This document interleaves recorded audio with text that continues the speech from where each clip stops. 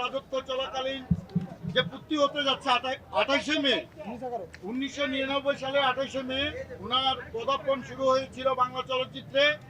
আজকে 28শে মে 2026, 27 বছর তার স্টারডম। সেই স্টারডমে পূর্তি উপলক্ষে আমরা কেক কেটে সেলিব্রেট করব।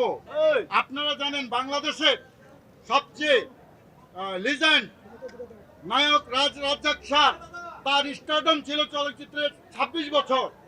তো সেই জায়গায় আজকে আমাদের মেগাস্টার শাকিব খানের স্টারডম 27 বছরে পা রাখতে যাচ্ছে।